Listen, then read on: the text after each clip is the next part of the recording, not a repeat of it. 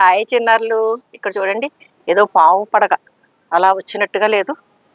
అంటే మెల్లిమెల్లిగా ఆకులు విచ్చుకున్నాక కొంచెం మనకి ఆ పడగ షేప్ కాస్త వేరే కింద అయిపోతుంది అనుకోండి. నిన్న చూస్తే అచ్చం ఏదో పావు పడగలాగా అనిపించింది. కొబ్బరికాయ తీసుకొచ్చి అలాగ పక్కన పెట్టేసాం. అంటే కొబ్బరికాయ వలవడం అంటే అంత ఈజీ కాదు కదా. దానికోసం ప్రత్యేకంగా గుణపాలు అవి కూడా ఉంటాయి. ఆ గుణపం కూడా ఇదివరకు నేను మీ చిన్నారులకి చూపించడం కోసం పెట్టాను వీడియోలో. అది చూస్తే ఆ గుణపం కూడా ఎలా ఉంటది ఏంటన్నది తెలుస్తుంది. అంటే వేరేగా ఉంటదనమాట ఆ గుణపం. దాంతోటే వలవాలి, మనం మామూలుగా వలవలేము. ఇంకా అలాగే ఎలా సరేలే మార్కెట్లోకి వెళ్ళినప్పుడు ఒలిపిద్దాము అన్నట్టుగా ఉంచేసాం. తీరా చూస్తే మొన్న ఇలా చక్కగా మొలకొచ్చింది. అంటే ఇప్పుడు ఇది మనం మట్టిలో కప్పెట్టామనుకోండి, కొత్త మొక్క కింద ఫామ్ అయిపోతుంది అనమాట. అంటే మామూలుగా ఏమన్నా విత్తనాలు నాటినప్పుడు ఆ చిట్టి చిట్టి మొలకలు ఈజీగానే కనిపిస్తాయి.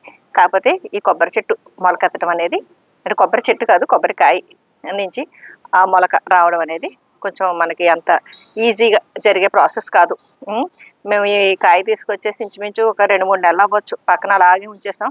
మేము బయటకు వెళ్ళినప్పుడేమో మాకు గుర్తుండట్లేదు. ఇంకా అలా ఉండిపోయి ఒకరోజు చూసేసరికి సడన్గా చిట్టి మొక్క వచ్చేస్తుంది దీని నుంచి. ఇదిగో కొబ్బరికాయ ఈ ముచ్చుక పక్క నుంచి వస్తుంది అనమాట.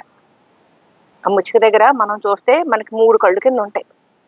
ఆ కళ్ళలోంచి వచ్చేస్తుంది ఈ మొలక. ఒక కన్ను ఈజీగా మనకు ఓపెన్ అయిపోతూ ఉంటుంది అనమాట.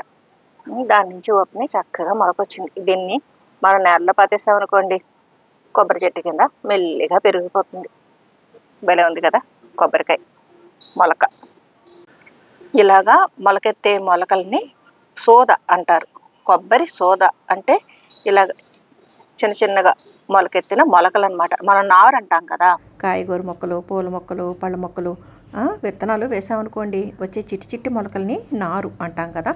అలాగా ఈ మొలకలని, కొబ్బరి మొలకల్ని ప్రత్యేకంగా కొబ్బరి సోద అని పిలుస్తారు.